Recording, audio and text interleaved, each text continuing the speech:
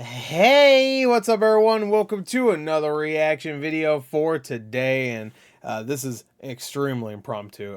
So much so I didn't even make the lighting better in this place. What? This is a brand new Wendigoon video. I've only watched one Wendigoon video before, and that was at least a few months ago at this point, probably 6 or 7 months ago, maybe even longer. I thought it was good, but I haven't gone back to it. And there's been plenty of videos that have come out, but luckily I have time. I'm in the right mood, and this one sounds interesting. It's an hour long. We're gonna watch it, baby. This is the disturbing and controversial video game Iceberg.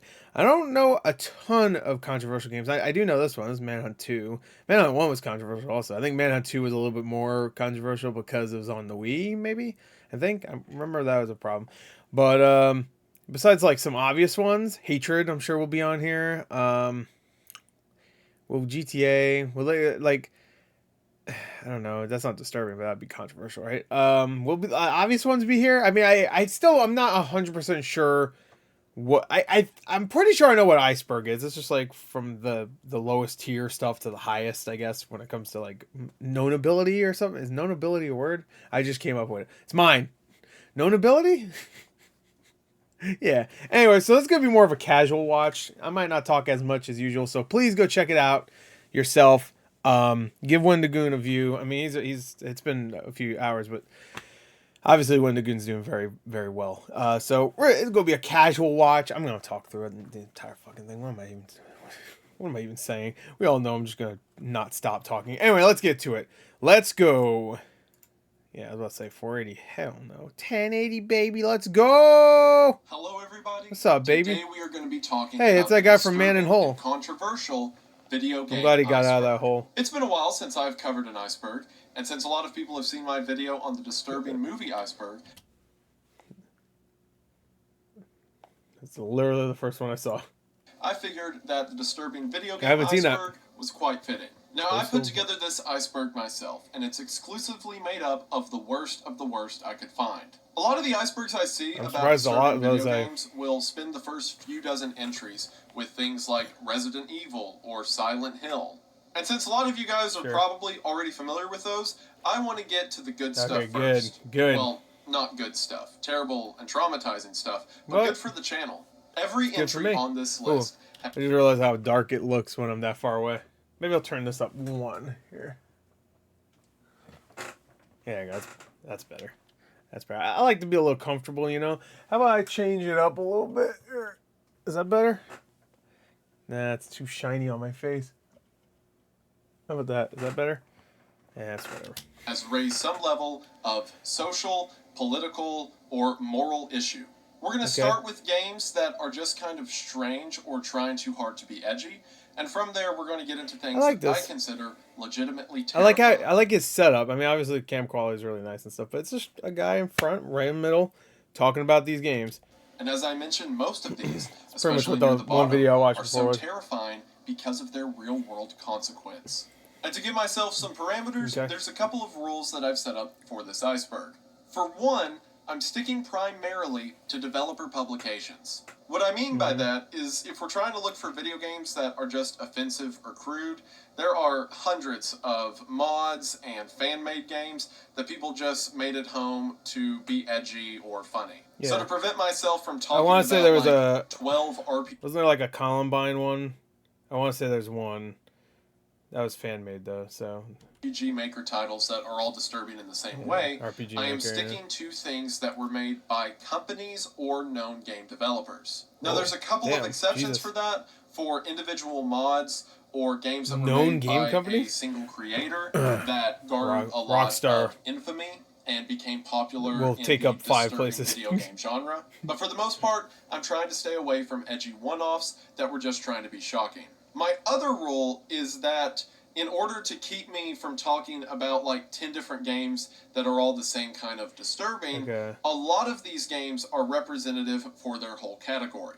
For example, instead of going into detail about like 20 games that all have racist themes, I just have one entry that kind of encapsulates that whole idea. The king, things like the top tier racist game. Murder.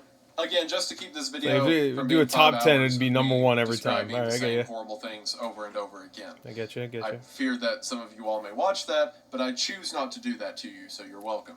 I also want to mention, before we get started, I know that I've been slacking on the uploads lately, and I apologize. I have a lot of really cool and fun projects in the works that I can't talk about yet. Hopefully, whenever I can talk about the Wendigoon porno, it was worth the lack of videos, because I certainly think that it is. Uploads long videos, well researched. Sorry that 3 there weeks is hasn't not been a that lot crazy. of videos lately. There will be more on the way soon. I still love you guys, and thank you so much for the support the in my absence. disturbing, really horrible Wendigoon video game adaptation. I can't wait. Go ahead and get into a long compilation of me telling you about the most depressing, brutal, and disturbing things that I could find on the internet. Oh, good. Because can't wait. For some reason, this is how I chose to live life. But did you know what's even more disturbing than that? The ad break?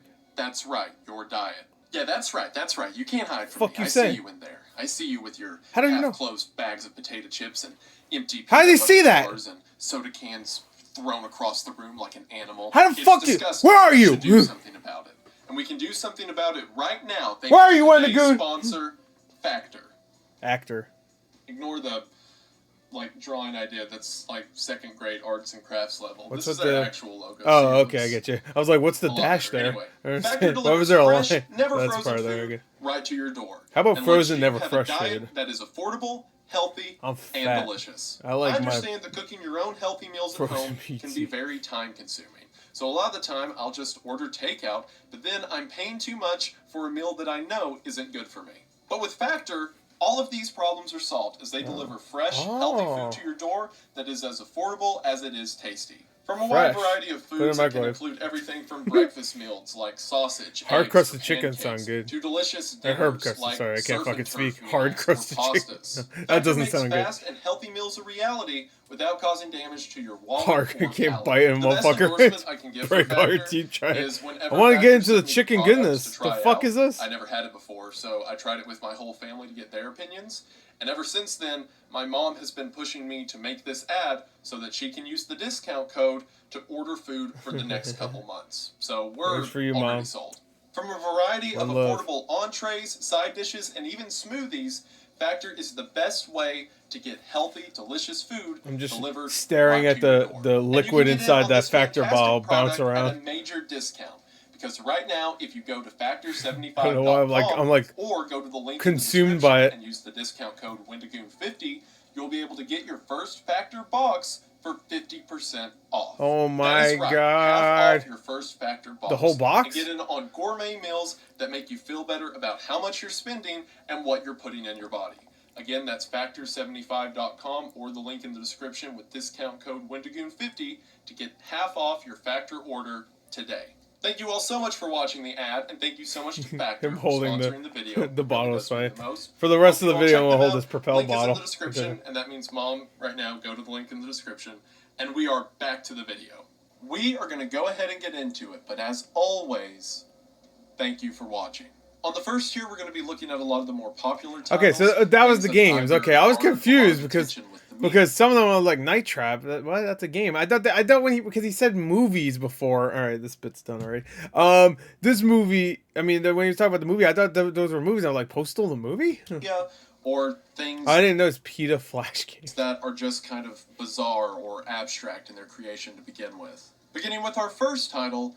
Aravos, Aravos, or however you're supposed to pronounce this. So this is kind of like lesser tier stuff. Postal is not offensive. Like I said, it's so goofy and stupid. I have rules for why I added stuff. Postal really, 1 or 2? Something on here if I found it 2 is the big controversial one. Because why talk about something that bores 3 is controversial because it's a fucking giant piece of shit. This one, I'll be completely level with you, isn't disturbing at all. This is just a really weird concept that I've never heard done again, and I had to tell someone. Okay. So in Aravos, you play as a vampire who is trying to kill a vampire hunter cult, to my understanding. Okay. It was developed by Dude, look how cool he looks in that picture on the left. Or on the right. Studio I love too. Look at him. He's like, hey. Look at this guy. Published in 2002 for the PC. That's so cool. Now, while some consider this game to be disturbing because it uses real photographs of actors, something that was much more common in the early 2000s with PC games. That was what, and it features some kind of bloody depictions of those actors being killed.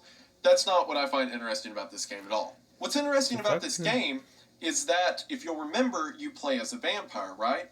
So if you try to turn on the game when it's still daylight, wherever you live, whatever time your character will die. Set, the game won't let you play it because vampires aren't supposed to be out in the day. Well, I'm in my room. Giving you this error message. So it is a video game that can exclusively be played either by changing the date and time on your system, it's like Metal Gear Solid 3. Wait for nightfall. And yeah, insert joke about gamers only come out at night, haha. But in reality, while interesting, while I think it's kind of cute or whatever, this is one of the worst ideas I have ever heard. Imagine going to a pitch now to try to sell your product. That's not great. And you have to tell them that the product is only accessible for half of the buyer's lifetime. I'm sure that game cost them about... The game never garnered a lot of popularity. 2 loaves of bread to make, so I think it's fine. And I've never seen this concept done again, to my knowledge. And there's good reason for that. And while I don't consider the game to be disturbing at all, I found this in research, and I wasn't going to not talk about it. So on to our first real entry. I kind of want to look at that game up. But, here's my phone. PETA Flash games. So a lot of you are probably familiar with PETA, the People for the Ethical Treatment of Animals. And a lot of you are also probably familiar with the shenanigans they get up to at animal protest. While a lot of us are familiar that PETA always has a strange way. We'll look up these games as they're going. Luckily, it's just him on the screen, so I can kind of look down. They developed a series of Flash games to protest as well. And they can be accessed from PETA's website. Oh, I could buy it for $3. This includes games like Whole Lotta Lies, where you play as a pig in a slaughterhouse who is trying to escape from the slaughterhouse workers. Okay. You can also speak to other pigs who are afraid of what's to come and think that the end is near. It's my the message of the game being that while you can run for a really long time, the game always ends the same way, with you being caught and killed by the workers in the slaughterhouse. There's Monkey Fright, where you play as a monkey in a laboratory trying to free other monkeys and evade scientists, which, as someone who tried to play it, I can say is the worst platform controls. Yeah, I was about to say, this looks terrible. Cage Fight, a beat-em-up with horrible hit detection. River City Ransom ripoff. A military base and a research facility while fighting doctors and soldiers to release all of the imprisoned animals. And of course, my favorite by far, J-Lo, Monster in Fur, which is a game that has you running from Jennifer Lopez. I want to say I remember that. There was a cosplay because she always wear fur and shit, and Peter was not happy. From educating people on the dangers of fur clothing, as well as freeing the animals that she plans to slaughter to make more fur coats. I mean, look at this. This is incredible. How can you not love it? Well, a lot of these games have some blood. That's probably Game of the Year. How come Jeff Keighley didn't announce a sequel to that at the real controversial element to the games is the fact that they exist in order to push their agenda. Which, if you agree with that agenda or not, is totally up to you. I just found out that PETA makes all these weird video games, and I had to tell you about it. I know you don't. LSD Dream Emulator, you're just and yes, that is its real title, selling me herb fried chicken. In 1998. Now, LSD Dream Emulator is outright a form of interpretive art.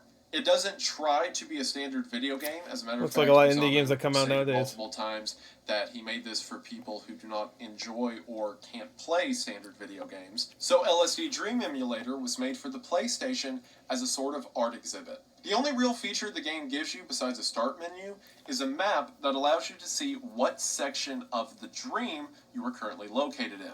With the only objective, if you could even call it that, being to travel from one location to the other and simply experience the world you're in. Osamu built the landscapes based on inspirations he had from his own lucid dreams, as well as dream journals from those he knew. Because of this, several people who see the game says that it gives them an intense feeling of familiarity, despite the incredibly alien format most of these worlds exist in. Given the drastic contrast between elements of the world that are known and elements that are staunchly unknown, many believe LSD Dream Emulator to be the first piece of media that really captured the horror of liminal spaces. And while I find this horror fascinating, as it kind of exists as the grandfather to concepts of things like the backrooms as we know them today, I also think this game is absolutely hilarious. Wait, hold on. Why is there a sign called that says infallible? And it's Oh, she's not pointing. Okay, never mind. I thought she was pointing a gun at the dog. I think she's just holding it like this. Because it was made for the PlayStation 1. And while it never really saw distribution in the United States, it did see some level of attention in Japan. So there was probably a young child who turned on his PlayStation and that to play young Crash child Bandicoot or some jet ski game was or whatever, Miyamoto. and That's right. He was a young boy when the PS1 the same out. person again. Night Trap young was 40-year-old made in boy. 1992 with the Sega CD. The game featured FMV cutscenes, which again was very popular at the time. Night Trap is so far and beyond the least, or it should have been the least controversial game ever. You don't see any kills. You don't see any. The worst you see, someone's about to get killed, it cuts away. The gremlin dudes get killed more than the fucking people. Nowadays. In the game, you see a dead body, but you don't see any of the actual murders. It is. I would dare say it's even rated PG, let alone PG-13. It's like if Nickelodeon made a horror movie. And set off things like traps in order to stop the girls from being harmed. Look at where they're walking. I think this is a really cool idea. Night Trap is kind of fun. I can tell you that the plot or the acting is nothing to write home about. No, it is. What made this game so controversial is that if you failed, your game over screen would typically be the death of one of the girls. Yeah. Well, I mean, nothing to us cool kids that, grew up on Live Leak or whatever. This was a problem for a lot of parents at the time. Why? Because in 1992, there was no rating system for video games. So at the 1993 committee hearing where they had the whole discussion of how video games should be regulated See ya, dumbass. Night Trap was brought up alongside titles like Mortal Kombat. And a lot of people attribute the B-movie-esque killings of Night Trap to the reason that you can't buy an M-rated game. Literally never played it, or even seen what the game is. They just heard oh, they die. You don't even see it. They're the most bloodless fucking kills of all time. But an important it's a fun game. I kind of like it. Of disturbing media. I love the first entry of Postal, which was developed by Running with the first Sisters, one's top was down. Released in 1997. While there have been 4 entries in the series, Postal 2 is there's been 3. One everyone remembers. 3 doesn't exist. Allows players to go on From what I've heard, 4 probably shouldn't exist either, but I haven't played or cause a whole lot of havoc. If I had to describe Postal to someone who wasn't familiar with it, I would describe it as what boomers think GTA is. You know how you always hear on the news, they're like, in GTA, the goal of the game is to run people over and then shoot them with guns and light them on fire. And it's like, sure, you can do that, but that's not really... Is Carmageddon going to be on here, by the way? I didn't notice it in the list. Every time he brings up that... I'm sure he'll bring it up again. I'm going to not look at it, because I'd rather not know ahead of time. I already saw... There was one that immediately caught my eye, but... It's very satirical and very over the one I top circled in its before. presentation, but graphic nonetheless. Sure, a lot of games will let you set someone on fire or shoot them, but in Postal, you can pee on their corpse, which is really what it's all about. It's graphic and over the top because that's exactly what it sets out to be. And while we're on the topic of games that made the news lose their mind for a couple months whenever it came out, let's talk about Manhunt. Manhunt was developed by Rockstar North, and the first game came out in 2003, with the sequel coming out in 2007. 4 years. Plays a man named James. That's actually crazy back then. Usually you get a sequel every 2 years or some shit. So maybe even a year later. Look at KOTOR 2. KOTOR 2 came out not even a year later. I'm not kidding. Made by somebody different, to be fair, but it was Obsidian actually that made KOTOR 2. He is forced to participate in multiple snuff films. Most notably in the game, whenever a player performs an execution kill, the camera cuts to a POV kind of camcorder that would likely be seen in a snuff film production. The game didn't garner that much attention from mainstream media when it first came out. It was the next year in 2004 when a 14-year-old boy was murdered in the UK, and the media began to blame the killing on the game Manhunt. The news around this time had a field day talking about how the killer was motivated by the game and he would play the game over and over again, and it's because of the game he decided... See, at that point, you can't blame the game. He was already a fucking little psychopath in the making. But the only quote I could find that ever referenced Manhunt at all was the parents of the victim said regarding the killer, I think his friends mentioned that he played it. Which is pretty much just a speculation. Okay, so because of that, Manhunt hit the news cycle and became the next subject for the whole "Are video games bad for kids?" debate. So in response, in 2007, Manhunt 2 was way, way worse than Manhunt 1. Whereas Manhunt 1 had a story, and it was just a particularly brutal story meant for adults, Manhunt 2 relished much more in the brutality of it, because that was... Nintendo was like, please put it on Wii. We want you to garrote motherfuckers with the Wiimote. Got the game popular. So people ragged on the game for being disturbing, and Rockstar North turned the dial up to 11. Fuck em. On to Tier 2, these are mostly games that are still kind of I see hatred, bizarre, just more Talk about hatred. Fugetsu Catan was made by the this game! In 1996. I'm sure more disturbing. That right, but we're just going to keep going. The game involves you playing as a character who recently attempted suicide. Or possibly Oh wait, maybe this isn't the one. Is this the one where the face just kind of floats towards you? Seated in it, but then a ghost brought you back, but then you're alive at the end, but it's a Japanese game, it's weird.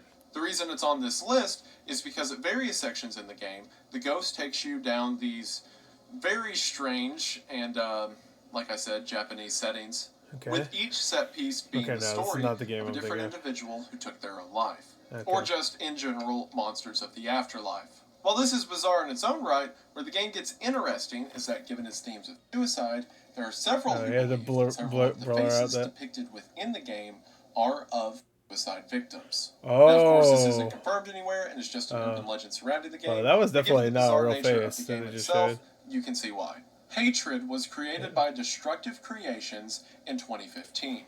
In the Hatred, the most edgelord fucking game ever. You play as a guy who I hate this fucking world. That's how you talk. Decided that humanity is awful, and then goes on a rampage. The game is just you slaughtering as many people you can with as many executions and different weapons as possible. What a game. The ending of the game has your character making it to a nuclear facility where he blows up the facility in order to cause the maximum casualties. The game received so much backlash on its release that it was temporarily taken down from Steam.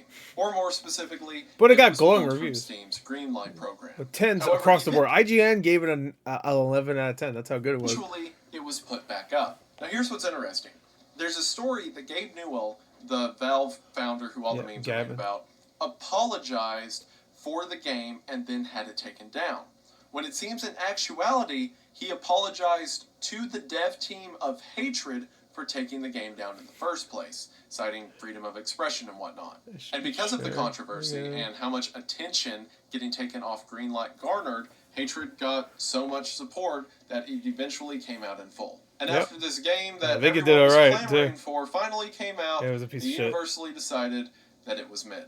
Which, the selling point of the game is the brutality and absurdism of it all. Not, great controls or story. I watched a review for Hatred. I forgot who it was from, but they pretty much said, like, all right, go on, let's get past all that, like, you're murdering innocent people, obviously. Well, okay, fine. It's just not a good game. it's just not good. I'm pronouncing this one correctly. Roly-Poly's No Nene Korobi... Roly-Poly? Yoki. Yaoki? Sure. Yoki. Translated, the title means Roly-Poly's falling down 7 times and getting up 8, which is a saying in Japan, to my understanding. This game was released in 1997 and made by Osamu Sato, the same guy who did the LSD Dream Emulator. Which when you look at the two side by side, you can probably guess that. Roly-Poly's was supposed to be a game to help young children learn new languages. However, instead, it became a game to help young children develop new nightmares. Because these are some of the most terrifying character models I have ever seen. It's also in that weird... What is he doing? He's turning into a nightmare. So Stop. Doesn't help. But what's so interesting and also disturbing about this game is while you've probably seen a lot of games or videos in this aesthetic, Five Nights at Freddy's shit, mascot horror or creepy games for kids idea, this does it all natural. It was a game for children that just so happened to accidentally... Are you fucking kidding me? Nightmare fuel. And while the game is a cult hit, what the fuck? Imagine it didn't sell well at the time because people thought it was terrifying. Is it supposed to? It's probably teaching you about like guns aren't toys. It's kind of hilarious how the artist who did LSD Dream Emulator, and we can understand the teaching idea kids of kind of out there or all the stuff that I do, not good. That are kind of disturbing and scary, but weirdly comforting. I hope you didn't play that LSD game. We can process that. You're fucked up. But that guy took that same mindset and was like, if we bend the shapes and colors we built here Into this, they can teach children the alphabet. For our last one on Tier 2, yeah, I saw this by far my favorite on Tier 2. Oh, really? Left Behind Eternal Forces. So what the fuck? A positive moral message from AOL. Eternal Forces looks and plays like a big budget production. What a quote. They had money. I bet that's a negative review. They just got the one positive thing they said. I bet AOL is also a negative review. How much you want to bet? It's like, it sucks, right? It does have a positive moral message, though, but everything sucks. But why is it controversial? Left Behind Eternal Forces. Oh no, I think I know why. Is it going to be like they left behind certain demographics? Is a Christian real-time strategy game based off of the Left Behind book series. Yeah. It was made by Inspired Media Entertainment in 2006 and places the Tribulation Force against the global community peacekeepers. The Tribulation Force being the remnant of the Christians left after the rapture, and the global community peacekeepers being a part of the New World Order. In the single-player mode, you play as the Tribulation Force as you try to battle against the New World Order while also converting people to Christianity. You also need to manage your resources for the survivors at your base camp, and also keep your men in the field supplied so that they can get new converts. While you do have weapons, you want to use them sparingly and only when you have to, because killing people lowers your spirit level and causes more people to defect and choose not to convert. So you can kill one person. Mode, you play against other players about the spirit as level either, too much. again, the Tribulation Force 10? or the New World Now Order. you're going to hell. And to all that, I ask, who was this game for? Because the obvious answer you may think is, oh, well, it's for Christians who are really into RTS games, I guess. But no, it's not, because it's like making a weird mockery of it. The idea that there's like a point system for how many converts you have. You can kill a few people and be okay, right? And that's what it said. That's what that game taught me. A spirit level that takes you further from yeah, well said. A good moral message. And it's definitely not for non-super Christians, because who's going to pick up a game called Left Behind otherwise? The game had several critics on either side of the aisle. Like, they put EB Games in there? Again, people who were not Christian thought the concept was ridiculous, and people who were thought it was a mockery, especially because in the online mode you can effectively play as the Antichrist. And eventually, the game faded into obscurity. One of the funniest stories I found around this game is they planned to include this in a care package program for American soldiers in the Middle East, but after all this public backlash started, that's they what decided against it. So there was a chance for a while that there were going to You're going to be tortured with a shitty strategy game? 2000s computers in the middle of Iraq playing as the Antichrist to mow down their friend who's converting people to Christianity. Oh, yeah. Do with that what you will. It's war. With that, we are on to Tier 3. And within Tier 3, we're going to look at more real-world disturbing factors, as well as games that, again, push the envelope in a political or media sense. Starting with our first entry, Hong Kong 97, which was developed by Happysoft in 1995. Hong Kong 97 is a satirical game about what might happen if the people of China... Did AVGN talk about this, or somebody? Somebody talked about this. I swear I heard that title before. ...invade the land of Hong Kong. The setting of the gameplay being, and I'm not kidding, Bruce Lee's relative shows up in Hong Kong to kill every Chinese person in the world. So it's very ridiculous, over the top, and made for a laugh. Oh my God. Never mind. Except, if the player dies, on the game over screen, there is a photo of what appears to be a real dead body. Now, this was a huge question for a long time. Why on earth does this random parody game have just a dead body for seemingly no reason? But thanks to Gooseboost on YouTube, which I'll link his video in the description, it turns out this was in fact a real dead body. It comes from the documentary Death Files, which I talked about in the disturbing movie Iceberg. What? And it turns out the corpse shown in the game over screen is the corpse of a man who was killed in the Bosnian Civil War. And it's presented so unceremoniously, I can only imagine the creator of Hong Kong... What is the context, though? Like, if you lose, you're dead, I guess? But just didn't really think about it. They're like, oh, well, your character dies, so we'll show a dead guy. which is really sad if you think about it. Yeah. Kanye Quest 3030 is a turn-based RPG that centers around a someone get Jonah Hill. fictional story regarding Kanye Turn him West. around. The game is about Kanye West going to the year 3030 hey. to fight all of these. That looks like not JRPG. Well, yeah. Isn't that an RPG Maker game? Different rappers Played a couple and RPG Maker games. The game itself is just lighthearted and fun. It has things like lyrical references and song titles to use as weapons or defense in battle. And on the surface, the game just seems to be an easygoing RPG. Kind of like a Shut Up and Jam Gaiden, maybe? It is, until you dig a little deeper. Nexpo made a great video about all of this, which I will link in the description. I need to watch more Nexpo. The short version is that many believe Kanye Quest 3030 to be the hub of a cult known as Ascensionism. Several ciphers and codes that are found within the game lead people to believe that it is either a recruitment tool for the cult or it is used by a hub for cult members. Eventually, people found enough information to contact developers of the game who supposedly were a part of this cult. And several of these supposed cult members asked users to send in things like their full name, address, and images of themselves. Now, later on into the Iceberg, we're going to get into a lot of what I believe to be real scary, cult activities and video game stuff. Or at least things that I think have more potential to be legitimate. I'm only slightly shitting my pants. 3030, I'm pretty sure all of the ciphers and codes and whatnot are done to just drive attention towards the game, and they're kind of building a sort of ARG. So creepy. They did a good job. But it is real that they ask people for pictures of themselves and names and whatnot, and that is always scary online. Never do that, ever. Yeah. Even if you do want to join a cult. If they're a good cult, they'll already have pictures of you. They should have done their homework. And on the note of things that are probably fake, but I'm going to talk about them anyway because it'd be a lot cooler if they were real, we have Station.exe. Station.exe was a comedically simplistic game that was uploaded to 4chan.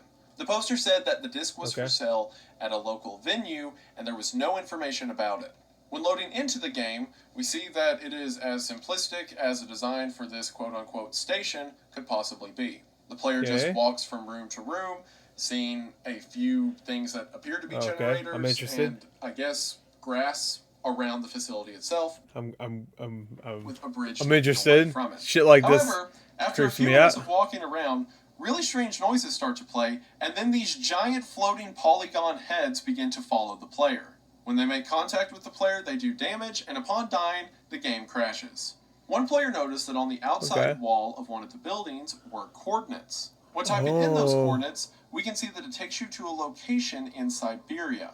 This Siberian station is an abandoned diamond mine that has a striking resemblance to the structure within Station.exe. That's weird. This abandoned diamond mine is in a prohibited area of Siberia, so no one's able to go up and check out the location for themselves. And to that effect, why on earth does this game have a potentially one-for-one recreation of an abandoned station building at a diamond mine in the middle of Siberia?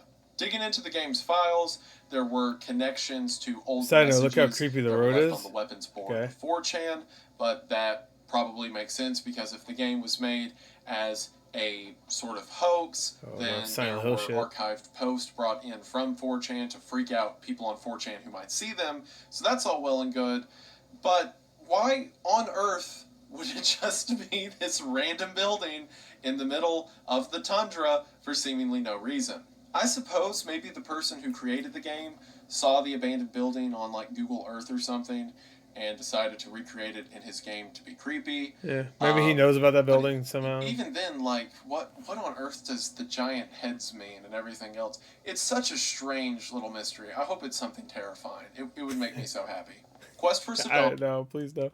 Oh no. Entertainment in 2003. This game. Now, Quest for Saddam was an over-the-top shooter that was a parody of Saddam Hussein and of Middle Eastern militants that just had a bunch of stereotypes and featured the player going through with Doom-esque controls and just shooting everyone they come across, eventually killing Saddam Hussein himself. Yeah, but do you kickbox there were a ton of these edgy games, especially in the early 2000s. Because Fugitive Hunter had a kickboxing like mini game against Osama bin Laden, so You know, if this one doesn't have a kickboxing Saddam, I think we're going... Like Muslim Massacre or Zog's Nightmare. The reason I would have mentioned Quest for Saddam is because Quest for Saddam got, like, a weird amount of attention in the news, and not in the way things like Postal and Manhunt did, but, like, positive attention. Positive? Like, people saw it and thought it was interesting, and that it was a fun way to interact with the war on terror, I guess.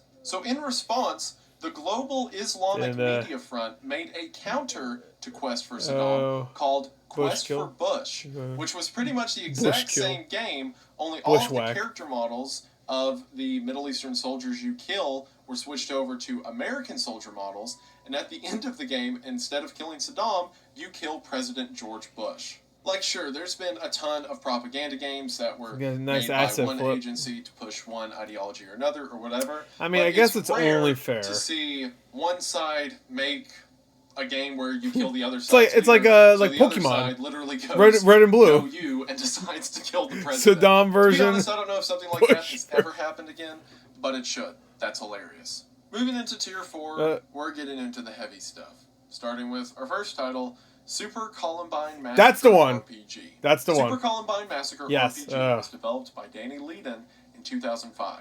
The game is, as it says, an RPG where you play as Eric and Dylan on the day of the Columbine shooting.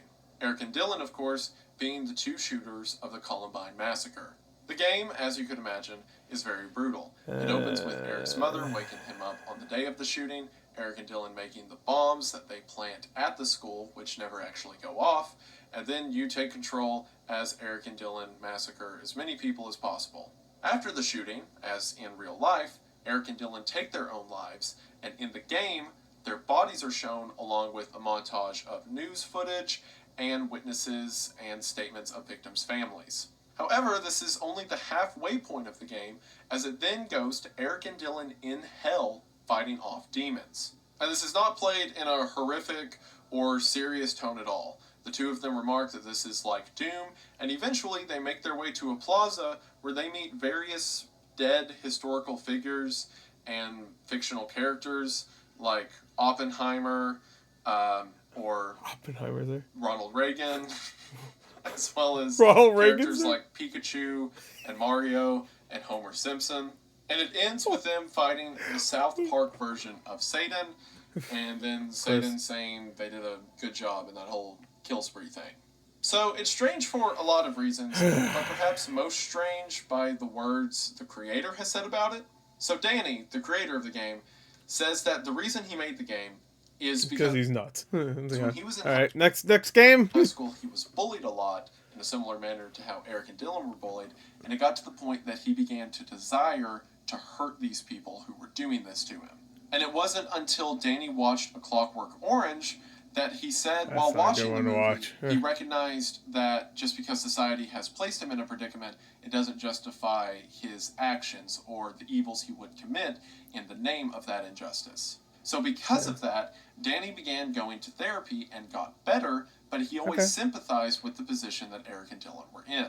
So he claims that he made Super Columbine Massacre to let it all out as a purposefully over-the-top statement on how the media and how politicians portraying the Columbine Massacre. There's a lot of talk in the game about things like gun control and about how their playing video games led to all this. And of course, with the second half of the game taking place in hell, it's clearly satirical, at least to some degree. Now, while that's all well and good for an art project, as you could imagine, the family members of the victims of Columbine weren't too happy with, this whole art project he had made. So one of the friends of one of the victims of Columbine ended up doxing the creator, and that's how we know his name's Danny and all, because beforehand he was anonymous, until he got doxed, and then after getting doxed, he came forward with all this stuff, effectively saying, oh, well, it's actually, irony or post-irony or whatever. But because of those statements, Super Columbine Massacre RPG is now getting a release from Living Run Games. Well, there you go. Respect by a lot of people who are familiar with these disturbing games.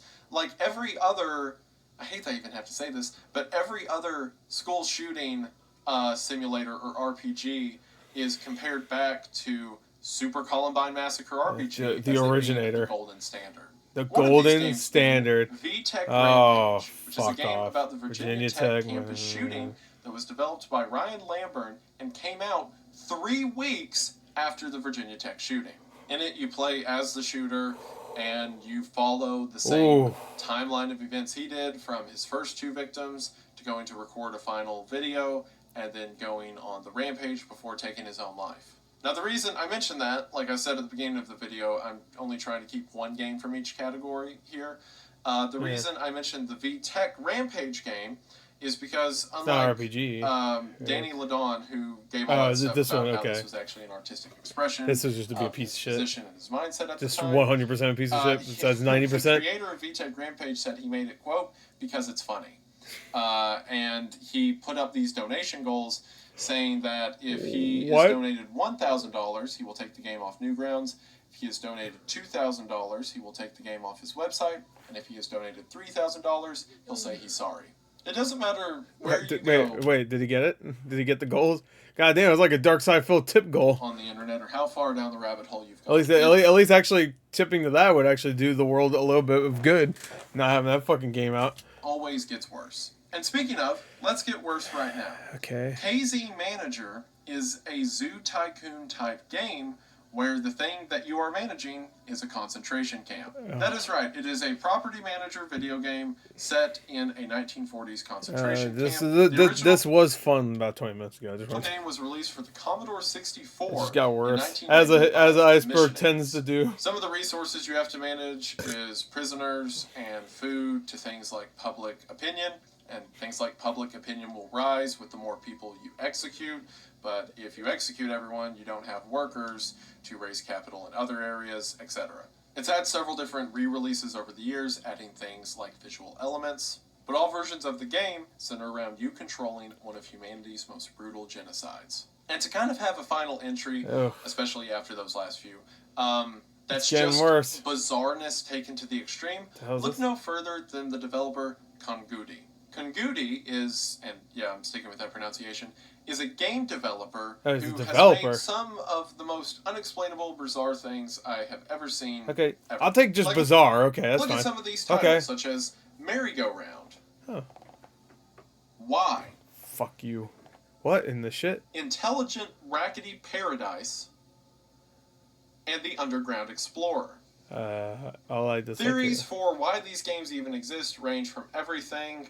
I will take this over it is a Columbine Shooter Deluxe or fuck. Push your brain to the idea that it is some new way to open up channels of your mind, sort of a visual drug. Some people saying he's just trying to give people seizures. All in all, I am sure that it is unexplainable to anyone but Kongudi. I went to his website to try to make things better, and it just made them much worse. Almost nothing is known about this anonymous developer, and nothing probably ever will. Yep. And I can't see how my left eye works. Thank you, Kongudi. There's just one absolutely insane corner we'll get some of the booty, internet that I can come back to if you. I ever want to be mortified. The story of Kamikushiki Village was supposedly created by the Aum Shinrikyo cult. Now, in reality, it was developed by Happy Soft Games in 1995. The same people, mind you, who did Hong Kong 97, and the game centers around the aforementioned Aum Shinrikyo cult. Now, this cult may sound familiar to you because they were responsible for the Tokyo sarin gas attacks of 1995. The game goes on a journey through the cult's existence, from their early days to their rise to political power, and eventually the gas attacks themselves. What makes the game so disturbing are several of the videos and images are taken from the cult themselves. Everything from the facilities where the gas that would take the lives of several innocents was created, to interviews and videos of the cult in worship. Now, while the game is disturbing in its own right for that reason, as mentioned, one of the main theories around this game is that it was developed by the cult themselves as a sort of recruitment tool. Now, I personally don't believe that because, as anyone who's played the game would know, it depicts the cult in a pretty negative light. Like, for example, the leader of the cult, Shoko Asahara, was known for selling his bathwater and blood to members of the cult. And the way that's depicted in the game is with this. It's like, what's her name? Which is, far from flattering. However, maybe he had a good sense of humor, several theories come back into play and state that if the game wasn't made by a cult, it was made with the help of some cult members. as many of the videos and photos that are seen in the game don't come from any mainstream news or documentary sources that covered the cult's actions. So perhaps elements of this game were put together by disgruntled cult members. Either way, seeing killers portrayed in this kind of comedic light with the knowledge that perhaps these elements were made by people who were complicit with the murders when they happened is disturbing to say the least. And then finally for Tier 4, we have JFK Reloaded. Now, a lot of you have probably heard of this game if you're familiar with Disturbing Games Online. It was developed by Traffic Games in 2004. I have heard of this one. And is quite literally a Lee Harvey Oswald simulator. It entirely goes off the basis of the Warren Commission's findings that Lee Harvey Oswald acted alone and shot Kennedy as he was driving away. And the entire purpose of the game is to recreate that kill shot. As a matter of fact, the developer of the game said that the reason this game was made in the first place was to prove the Warren Commission's findings that Lee Harvey Oswald could have taken all 3 of those shots, and everything played out in the exact same way the FBI said it did. As a matter of fact, all the language around this game, even given what we're about to talk about in a minute, seems to be weird. Why call it JFK Reloaded? Weirdly respectful what, fucking Matrix sequel? And the idea that this whole game was done as sort of a research tool, so that people could understand the logistics. I'd buy the Columbine one way more than this. That day. When the game came out, they put up a prize offering that said, depending on how the game does in sales, a $100,000 prize would be rewarded to whoever can most perfectly recreate murder JFK shots. Great. And you want to know the funniest thing about it? This entire game that was made to prove that Lee. We already know it was comedian. Did you watch fucking Watchmen? Oswald could do it, and that surely, if everyone plays a video game enough times, eventually someone's going to recreate it. They were never able to recreate Lee Harvey Oswald shots. They made a simulator to prove that Lee Harvey Oswald was the shooter, and it didn't work. The logistics of how the bullets went and the amount of time to fire and all of that was seen as no way absurd. And the magic bullet, nope, didn't happen. The closest someone got during that competition was like 60% accuracy out of the 100% scale the game grades on, and he was rewarded about $10,000. But to this day, only 60%. One has completed a 100% run of JFK Reloaded. The game also has a lot of comedic elements in it as well. Like, for example, you can set how much everyone freaks out when shots start to fire, and there is a mode where it's like burnout crash mode. As you fire the gun, everyone starts driving in different directions and crashes into things, and people get thrown everywhere. You don't just have to shoot JFK. You can shoot anyone standing around the area for funsies, I guess. And upon looking in the game files, all of that fake deep stuff about we're here to help the Kennedy family and all that seems to be not true, as they do things like, refer to JFK being hit in the head as the, quote, money shot. And people like Ted Kennedy and other members of the Kennedy family said they hated it, and it was a disgrace. Oh, no, really? And when you think about it... I thought they said they liked it. Actually, pretty good. I'm not gonna lie. The physics really got me. I started laughing. From, like, the disrespect to Kennedy and all that. Oh, shit. When you think about it, this doesn't sound like someone that really likes the FBI and wants to prove that Oswald did it would do. This sounds like something I would do. Yeah, like, I would 100% make a Lee Harvey Oswald simulator where I'm like, why would you invent this? I made this to prove that he can do it. No problem. No problemo. What's that? It's impossible? Oh, okay. Everyone who's tried thousands and hundreds of thousands of times has never been able to recreate what the FBI said happened that day. It was the guy from Sniper Elite. That's who did it. What a predicament we've gotten ourselves into. What will I ever do? Like, the developers of this were absolutely trolling. All of that, we're here to prove and help out the FBI, was a load of it. And aside from, like, the whole making fun of the Kennedy stuff, like calling it the money shot or whatever, the elements of, like, adding a car crash mode to it and making it effectively they're big burnout fans. Impossible to validate the FBI in any way, I, for one, stand for. I think that's hilarious. I love them. I mean, look at the homepage of the game and tell me... It reminds me of, what's that one game where you have to... Is it called Just Get Down, Mr. President? The one where you have to, like, dodge in front of the president as he's about to get fucking assassinated? Like, on, like, a stage or whatever? That this is state-sanctioned. Alright, Tier 5 is going to be quick. I didn't really know where to put these because there's no other topics to talk about them. But if I'm talking about disturbing games, then it's kind of a cop-out to not talk about them. So yeah, let's just get this. Is the game called 177? That. So first up, we have. Oh no! Oh no! Oh okay. I thought it was the same game. 7. My bad. 177 is the Japanese police code for a rope in progress. Oh, a rope. Okay. And the game 177 is about just that. Is a rope in progress? I don't know what you're trying to say. 1986 by a rope? What the fuck? And has you playing a character who is trying to 177 a woman he's chasing down in the middle of a field. You do this by stripping off pieces of her clothes one by one. I know how. I get it. Eventually commit the deed in a cutscene. This is not helped by the fact that the game has pretty much no music, so it's just like because that'd make it better. Play goofy music. Play some Benny Hill. Eerie and violent setting that I think is supposed to be comedic, at least from the way the development and the text around it makes it out to be. But it just comes across as incredibly creepy and eerie. Depending on how you did, if you had low points, you lose because you didn't bring pleasure, and you're arrested and thrown in jail. But much, much worse, if you win by bringing pleasure, then the victim decides to marry you, and you get the good ending. I thought that's where I was going. What? I was hoping it'd end with like, oh, you find out it's like she's your wife and it's like a game you guys play. I'm like, you guys are fucked up. But at least they added that. No. It's hated by everyone when it came out. The Japanese government King Shame, I guess. Had a big fuss about it, and eventually the game was recalled. And on the same note of 177 is a game called Rapeplay. I think if I enunciated what? That, YouTube won't catch Wait, I thought it was called. Wait, it had a different name before. Didn't it have Ropeplay? And the game is where you do exactly what it says. You play as a guy who is attempting to rope that a woman you can say rope. Her That's 2 fine. children. What? 17 and 12.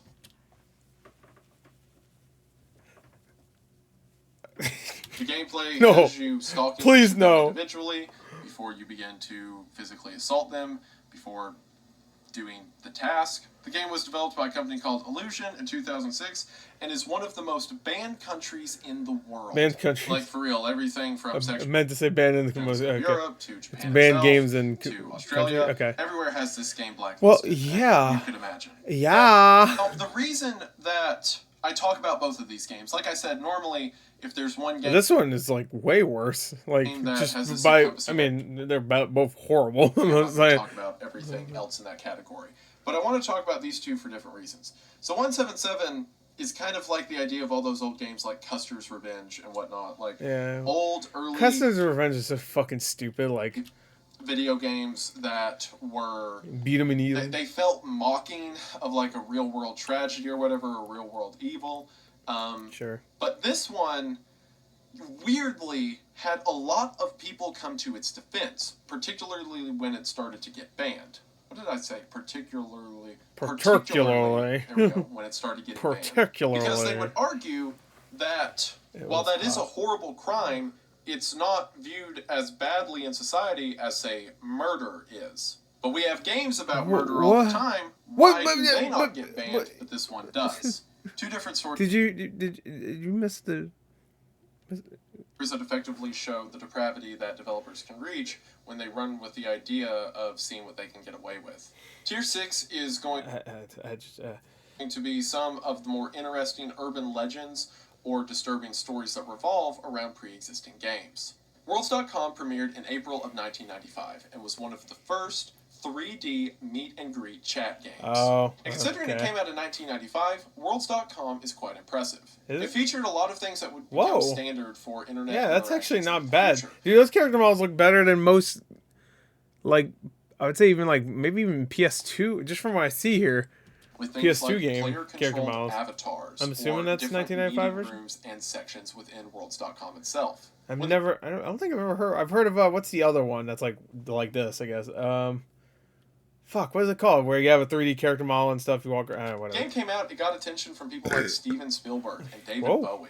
It was a huge deal. However, over the years, the tech became antiquated and Spielberg is a guy that drops into games a lot. This list? Well, made a game, Boom Blocks. Worlds.com was this online game where players could interact and talk to each other, but now there were no players. So, something more sinister began to fill in the gaps. Now, there's a lot of stories with Worlds.com involving legends of a cult presiding within the video game. Things like a person named Nexialist, which will appear before the player and then lead them into these dark, disturbing rooms before they message them videos and audio clips of, like, animals being slaughtered. And that's all disturbing in its own right. The idea that there's just a guy trolling around in the game that will just throw that stuff at you when you least expect it. But there's also evidence that supports the idea that Nexialist is just a troll who's doing it for fun and leading people into, you know, rooms with goat heads and Satan pictures does seem like a troll. But what is creepy is how the game has become a hub for a sort of cyber stalking. There are people within the game, like Jimbly, who ask for your photograph and information so that he can then take it and plaster it all over the walls within the custom player-created worlds inside of the game. And while some of these are treated in jest as a sort of gang initiation for fun, instead MMO, some of these are nude images of participants stolen from their personal information. Or people posing or in spite stealing pictures from other people and then plastering them in the worlds as well. I mean, imagine if you knew that a compromising picture of yourself was just on the wall in this abandoned video game. That combined with allegations... I mean, I wouldn't mind. I mean, you just fucking see my picture. I'll be like, well, if it's a nude photo, which nobody would want to see. What the hell's wrong with you? Anyway. Wow, hold on.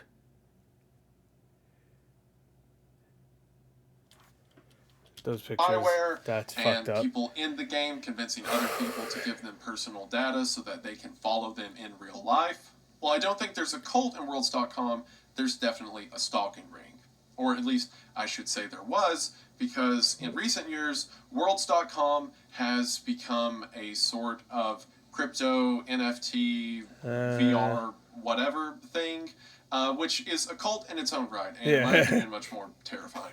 Similar and horror to Worlds.com, we have... Alright, I don't even want to know about this one.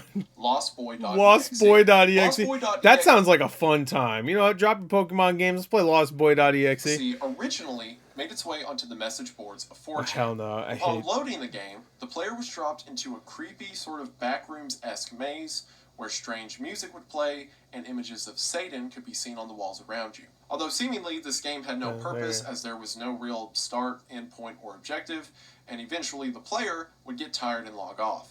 It turns out that the game contained a rat, or a remote access Trojan. This allowed the creator of the game to achieve his real purpose, which was stealing the personal information and webcam access of people who decided to download the game. This led... Wait, I just played Lost Boy. You looking at me? Take a look at this.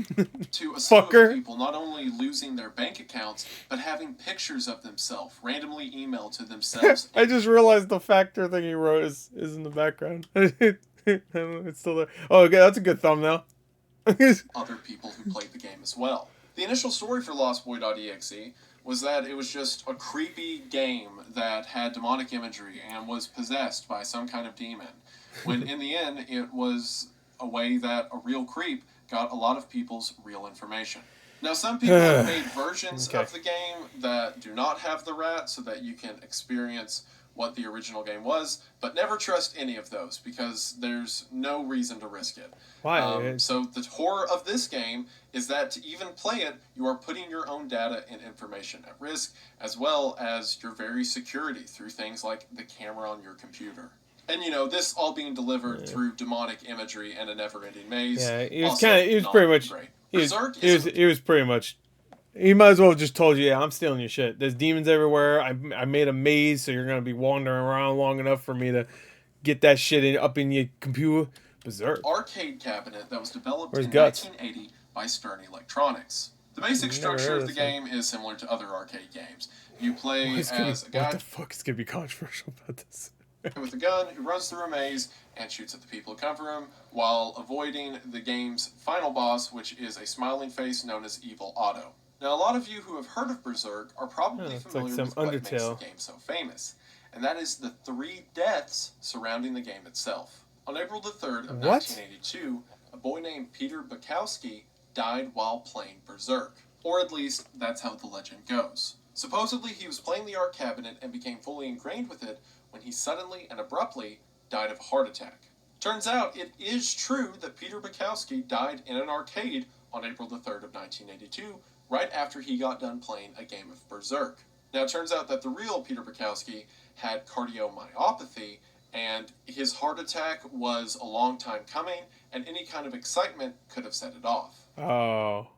So I guess... However, this didn't stop the legends that it was the Berserk cabinet specifically that caused him to die. Other tales, like the story of a man who hit a score of 66,600, suddenly dying of a heart attack as well as the third death and second definitive death that did happen involving a Berserk cabinet. While it's not exactly sure where it happened, a lot of people say at the same one that Bukowski died in front of, a 17-year-old Edward Clark Jr. got into a fight over whose turn it was to play Berserk next. The person who Edward was fighting was kicked out of the arcade room, and a little while later, that same night, when Edward went to leave, he was met in the parking lot by the guy he got into a fight with and was stabbed to death.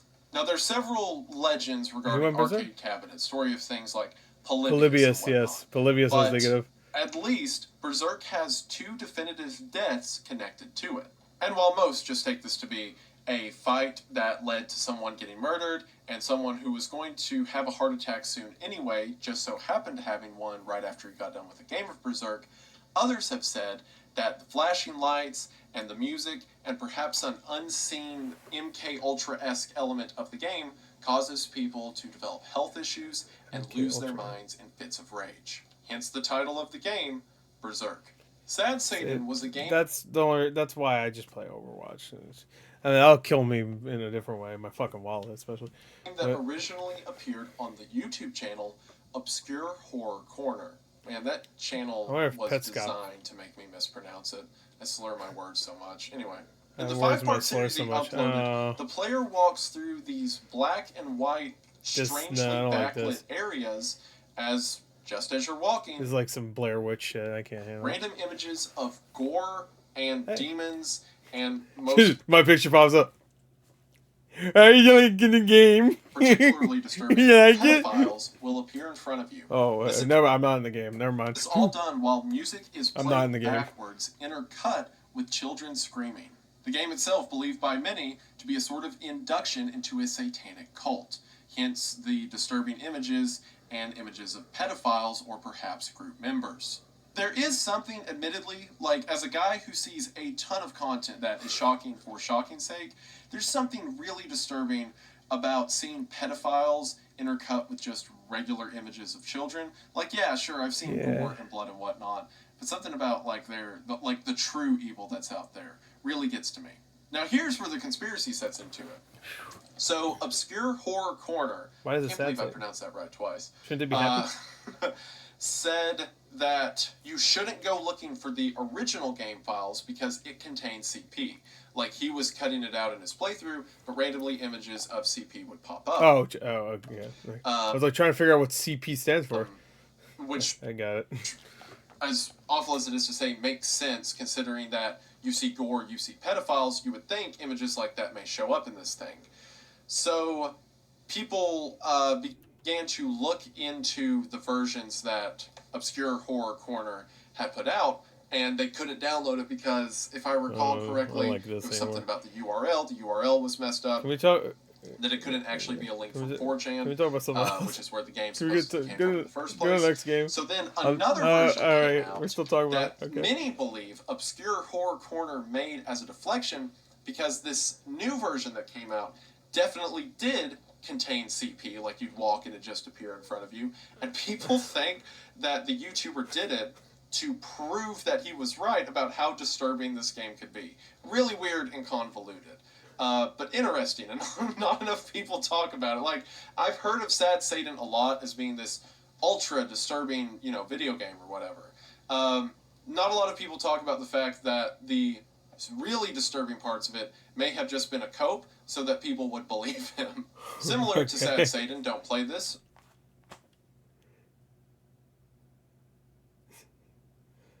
It's just a horrible world we live in.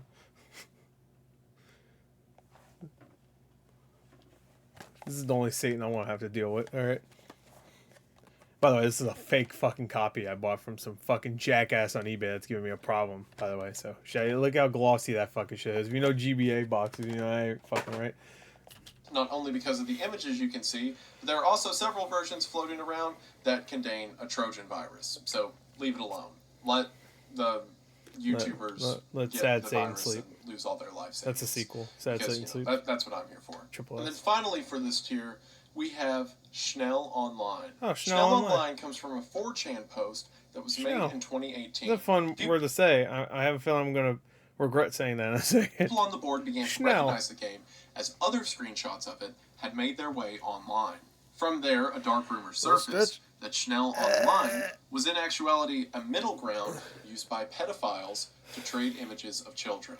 This game, in fact, being one of many that are accessed and kept secret on dark parts of the internet that allow users to speak to each other and communicate freely about their nefarious activities. Now, since then, gameplay has surfaced of Schnell Online, but many accuse that of being fake gameplay that was simply used to match the aesthetic of the disturbing game. And even if Schnell Online isn't real or is just some kind of internet creepypasta, it opens the idea that there may be an entire world of game development that only caters to the corrupt. And if all the dark corners of the internet that we find are just the ones that they don't care enough about to protect, then think of all the evil that we don't know about. And then finally, for our last tier on the iceberg, with an entire layer all to itself, we have our last entry, game. Eric Harris Doomwads. I don't want to know what that means. What the fuck is a Doomwad? Am I gonna regret even saying those two words together? I just showed my copy of my fake fucking piece of shit GBA copy from some cocksucker on eBay. So as mentioned earlier, Doom was the original popular first-person shooter. And being a game that was played by a lot of unsavory people played it as well. What? One of the most famous aspects of the original Doom that has kept it alive into the modern age is the modding capabilities of the platform. Yep. People can create WADs, which are effectively maps or tailored experiences that they can run on the Doom engine. I knew that. Okay. So basically, anyone who knows how to build a map can build their own map and allow other people. I know people that still create maps or play the maps. I should say, not create. I should play it. So, Robert Steinhauser, the perpetrator of the... I still want to play Brutal Doom. That's what I think. That's just a full-on mod, though, like a full modded version of the game, not just the map. I could be wrong though. Created his... I'm sorry. Go back. Robert Steinhauser, the perpetrator of the Erfurt School Massacre, created his own Doom WADs and played and shared them online. But perhaps no mod, or game for that matter, has ever been as sinister or infamous as the Doom WADs of Eric Harris. Never heard of Eric Harris, as mentioned earlier, was one of the Columbine school shooters. Columbine. Eric, as mentioned earlier in the Columbine Massacre RPG, was a big fan of Doom. He would make several different maps and share them online for other people to play. As a matter of fact... Oh, no, I have heard that he played Doom. I didn't know he made it so fucking bad. The majority of Eric Harris's Doom WADs are still available to download to this day. Now, while that would qualify it for the bottom of the list in its own right, why the fuck? Of the shooters had created their own, and they're still available right now. People still play and pass around even now. The reason it's reserved at the bottom of the iceberg is because of a reference made in the Columbine school shooting report. In the FBI's report, which totaled over 10,000 pages, there's a reference made to one of Eric's maps. According to the Columbine report, Eric made one map titled RealDoom.wad, which was a one-for-one recreation of the Columbine High School. And according to the report, Eric populated the map with enemies, and time again, would practice his massacre of Columbine High. But it seems that right there, at least according to the FBI's report, was a one-for-one recreation of the tragedy that he thought about day after day until he took the lives of so many innocent people. And a lot on this iceberg, we've talked about people fantasizing about murder or about doing vile actions. Or there's been things that allow people to carry out vile actions. But here we have there's a lot of games that are people already doing horrible things. They just use a game to continue to do horrible things. Solely created to fuel the mind of the killer that eventually did just that. And because of these maps, he might have even killed additional people because he had the layout of the land way more, or the school. We have the completion of the disturbing. Can we just end it really fun, because now I'm real depressed. Well, several of the topics we've talked about. An hour ago I was like, oh boy, more Wendigoon. And definitely something that you may not want to dwell on. It's important to emphasize the artistry that video games can represent, both as a medium of storytelling, of emotion, of experience, and everything we're talking about today is as far down the rabbit hole as you can look. It's not hard to pull your head out and see all the beauty that's around it. Yes. You have to go looking for the bad stuff, because there's so much good stuff you've got to wade through. And then there's Lord of the Rings Gollum, or Lord of Ring Gollum, that depressing, as the studio calls it. Knowledge, because I think it's neat, and I think you're neat for still being here. And I just want to say thank you for watching. Yeah. Like I said in the beginning, it's been a while since I made an disturbing Iceberg. I made the disturbing movie Iceberg, so I figured that this was just the logical next step. I guess the only thing that's left on that trend would be like the disturbing music Iceberg, but I don't even know what that would be. But who knows? Maybe we'll do it. There's also that period of time where I didn't want to just keep making Iceberg videos because I didn't want to get pigeonholed as an Iceberg YouTuber, but I think I'm pretty safe from that. Yeah. But I almost watched his All Quiet on the Western Front video. I was about to, just myself, not as a reaction, but then I was like, I should hold off. One day I will want to watch these. Thank you all so much for watching. As a video. Like I'm a nerd. I like video games, and I've known a lot about this. I've known a lot about what's this your favorite video game forever. Like I remember being a kid. Is it and Rapeplay? All the, like, You top son 10, of a bitch. Disturbing games or whatever. So a lot of this was stuff that's Roleplay is pretty fun. You just lay some rope. Look at the. It's like they used the rope physics from Last of Us Part 2. Like, whoa! Look at the rope. So that's fun. To make videos on, and I was glad that I could finally make it. And I'm glad other game, not so much. So thank you for watching. Like I said, a bunch of cool projects underway. Excited to announce those when they happen. Thank you all for being here and supporting me. As videos have been slow and whatnot, a lot of exciting changes in my life. And like I said, can't wait to share. But for now, I need to get to editing and all that, let you all see this. But thank you. Thank you so much for sticking around. So I believe that should do it. But I just want to say thank you for watching. Fuck you, Gore. I hope that you enjoyed.